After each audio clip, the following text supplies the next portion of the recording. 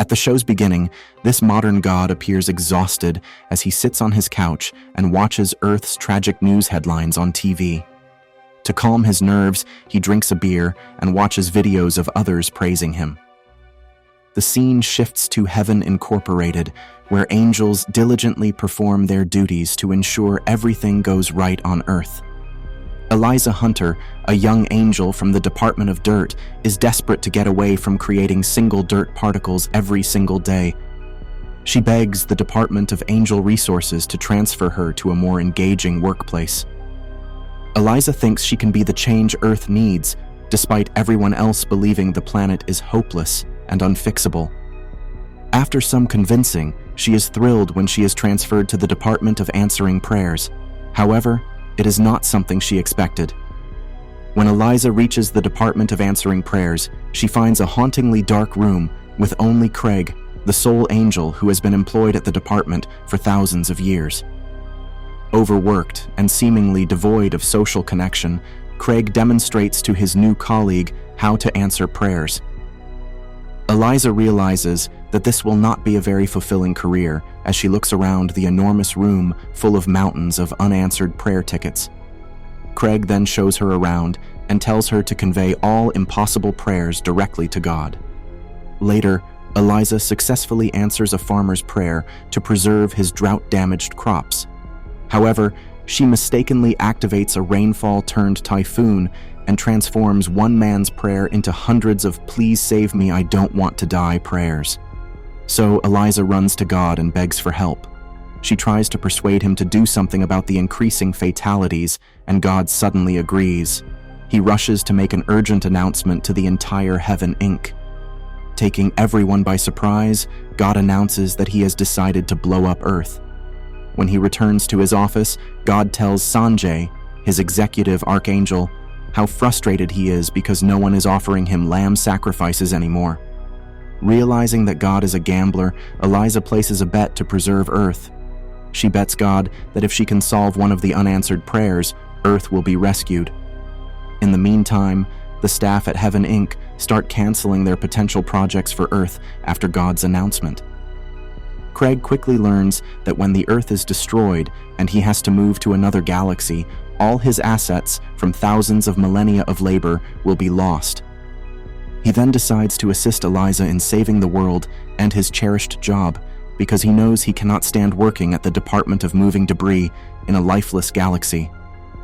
Together, they approach God and bet to save Earth if they can bring Laura and Sam, two socially awkward people with crushes on each other, to kiss. God agrees and gives them 2 weeks to complete the challenge. The next day, God is watching the news as usual. He is unable to move past the extreme disrespect shown by well-known atheist Bill Maher. He then gives Sanjay the order to blow up Maher's penis. In the meantime, Eliza conducts a compatibility test for Laura and Sam, and they get a perfect score of 98%. It turns out that this unlikely pair also enjoys gyros, lives close to one another, has a pollen allergy, and pretends to be texting on their phones in lifts to avoid chit-chatting. Craig then devises the ingenious idea of using subtle clues to gently influence their actions to bring the humans together. Meanwhile, Sanjay gives the order to blow Maher's penis off in the Department of Genitals. However, the staff tells him that they are only here to ensure that every child reaches the wonderful stage of puberty. Sanjay is uninterested in their dutiful work and tells them to get to work because it is the order from above. Back in the Department of Answering Prayers, Eliza and Craig decide to use gyros to connect Laura and Sam. The plan works when they spoil food in Sam's refrigerator and turn off the satellite on Laura's phone so she can't order delivery. As a result, both of them head out to a nearby restaurant where they bump into each other and awkwardly ask for one another's phone number. In God's office, Sanjay rushes to the TV and watches Maher being praised for his newest item beneath the belt. Turns out, the Department of Genitals grew his penis instead of exploding it. Maher arrogantly says that God is as fake as his dick is huge. God, enraged and offended, commands Sanjay to set things right.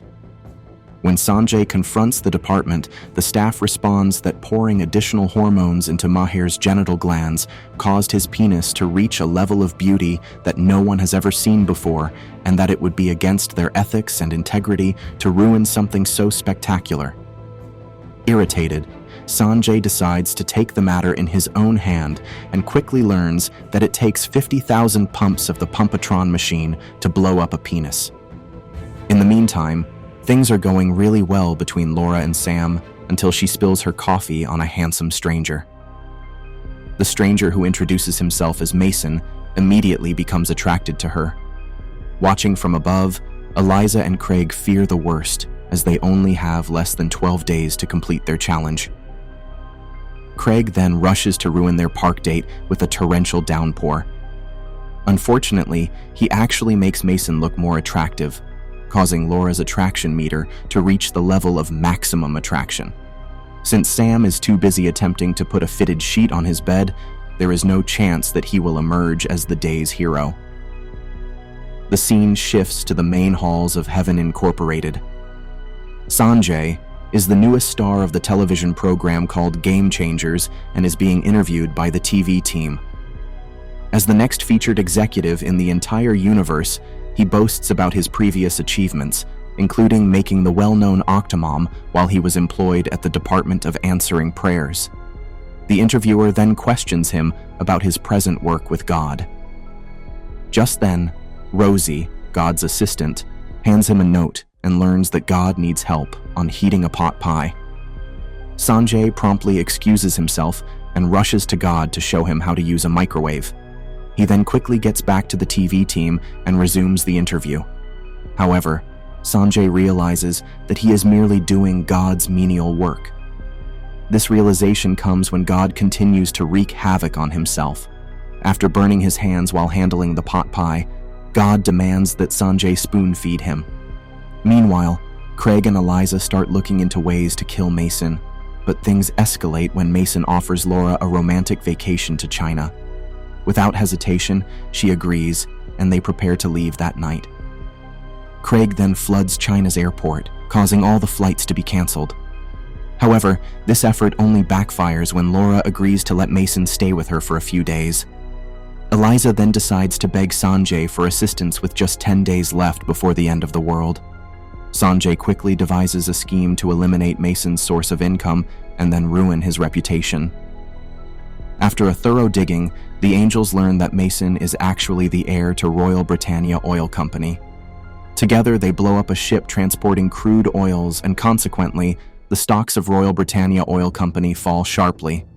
When Mason's credit card is permanently canceled, he curses his dad on the phone. Seeing his true nature, Laura's attraction meter drops to the lowest level, and she decides to leave him for good. That night, Laura texts Sam, which marks the beginning of their romantic relationship. The next day, Eliza and Sanjay go through the videotapes of their previous lives on Earth. It turns out Sanjay was a royal, Craig, a caveman who had spent his entire life guarding the imaginary bog monster, whereas Eliza was a fierce warrior. Since Sanjay is busy in the Department of Answering Prayers, Rosie must now deal with God and his childish behaviors. She tries to locate a prophet who could amuse God. Logging into the ProphetMatch.com app, she discovers Dr. Dave Shelby, a laser eye specialist who spends his weekends performing in a band. Rosie then suggests God should just go crazy and call the specialist. Heading to the Department of Answering Prayers, she tries to get Sanjay to return to God because she doesn't want to be his next wingman. Sanjay is uninterested in taking part in that drama. Craig, however, decides to help since he is tired of constantly getting Eliza and Sanjay coffee and being left out of the team's major decisions. In the next scene, Sanjay arranges for Sam and Laura to meet at a party. Sam tries to socialize with Laura by displaying photos of his grandmother and engaging in awkward conversation. To bolster their romance, Sanjay turns up the subwoofer's volume, which causes the alcohol to be knocked into the fruit punch bowl. When Sam and Laura drink the mix, they get highly intoxicated.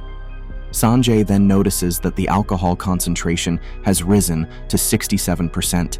So he pleads with Craig for assistance, but Craig tells him that he is more required as God's wingman. Arriving at God's office, God tells Craig to hit Dr. Shelby with a tornado because he has started therapy after hearing his voice. Craig initially hesitates, but is forced to carry out the demands by God.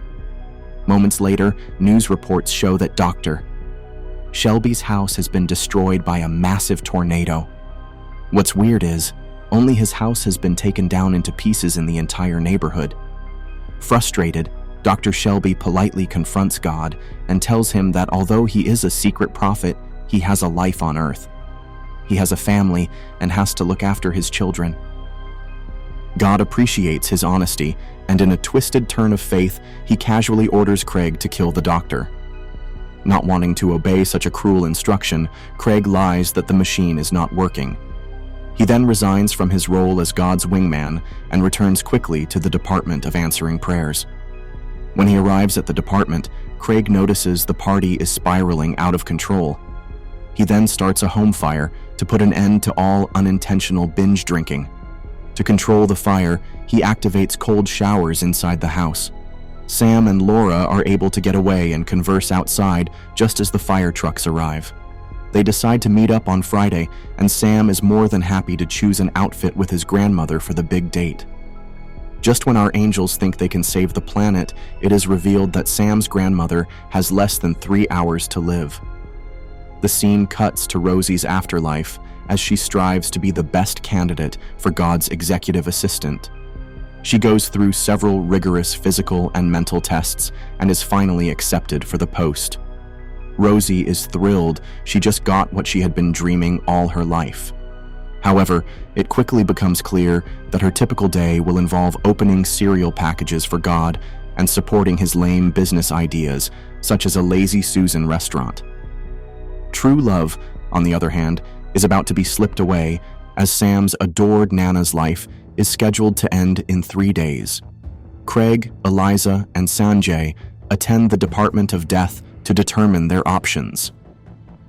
They are informed that if God signs a death waiver form, loving Nana will be allowed an additional 100 days of life. In the meantime, Rosie, who regrets her decision to serve as God's assistant every day, continues to dodge his trivial requests. One day, she receives a call from a recruiter from Zebulon Galaxy who wants her to work as their project manager.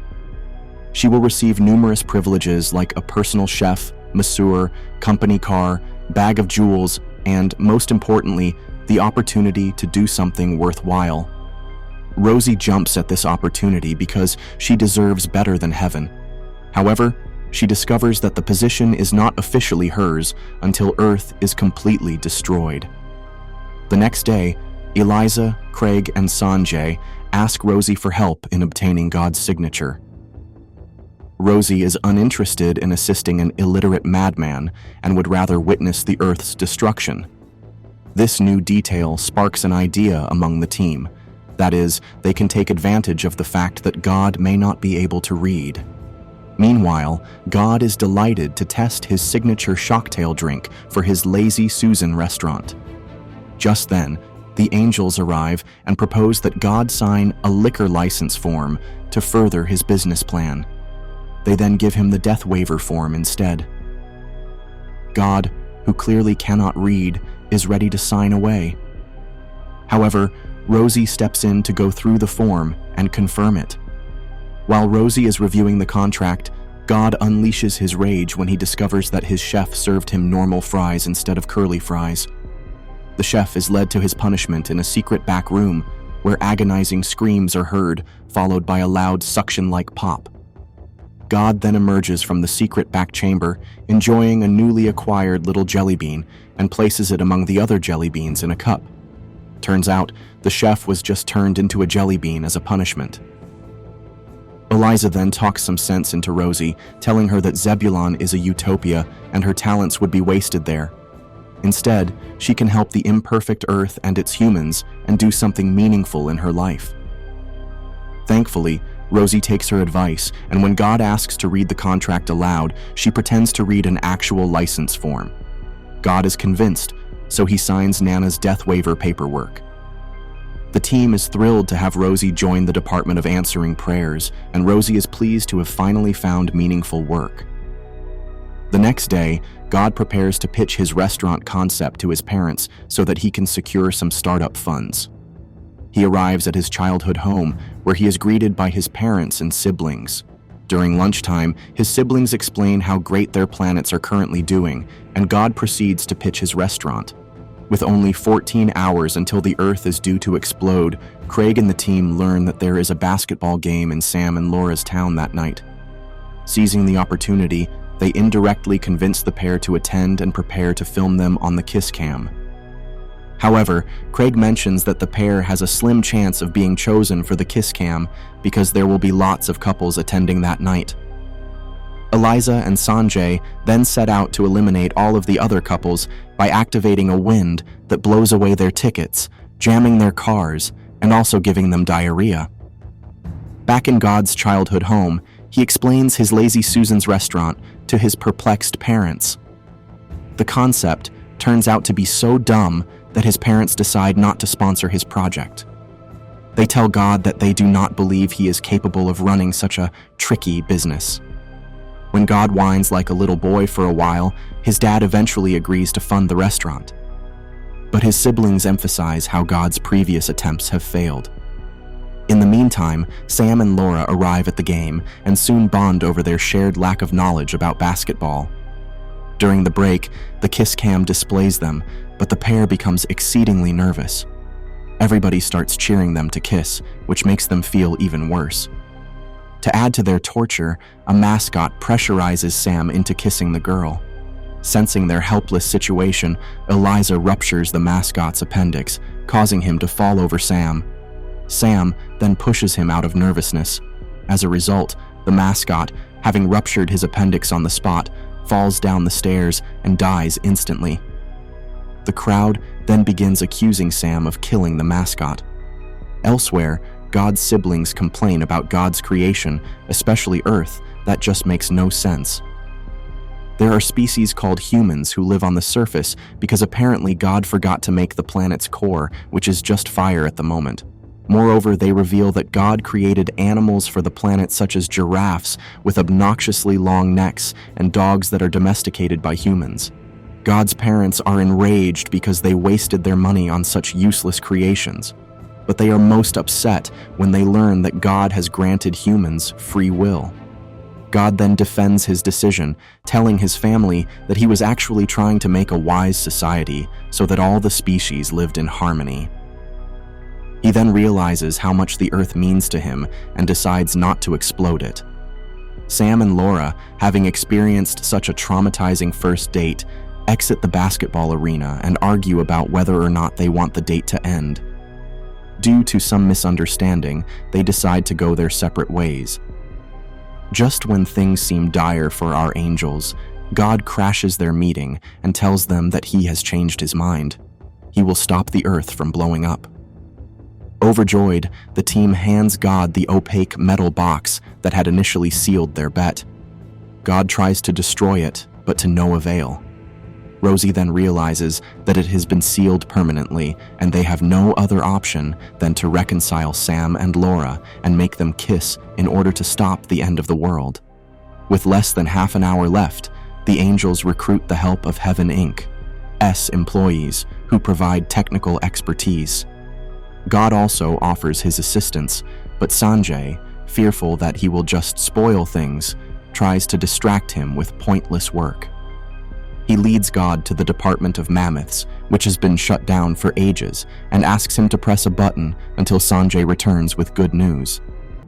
God, who cannot read, agrees as he is falsely made to believe he is in the Department of Love. In the meantime, our angels summon the help of colleagues from various departments in the command center. They create massive lightning, drainage problems, and short circuits to redirect Sam and Laura to the same path. Unfortunately, the electricity goes out, and the angels lose their signals to manipulate the pair. Eliza manages to restore it and power back their machine. Meanwhile, Sam and Laura finally reunite after experiencing several weather changes in less than 10 minutes. They stand atop a ruined building and clear their misunderstandings. Rosie decides they send pigeons to make the pair bump into each other and somehow manage to get their lips locked. Just then, Eliza notices that the couple is really into one another and is confessing their feelings. She decides against using the instruments at their disposal, although they only have less than 10 seconds before the end of the world. Thankfully, Sam and Laura, despite feeling shy, end up kissing on their own. The planet is finally saved, and the angels throw a success party to celebrate their victory. Subscribe for more videos like this, turn on the notification, and leave 1,000 likes or 100 comments if you'd like us to continue Season 2.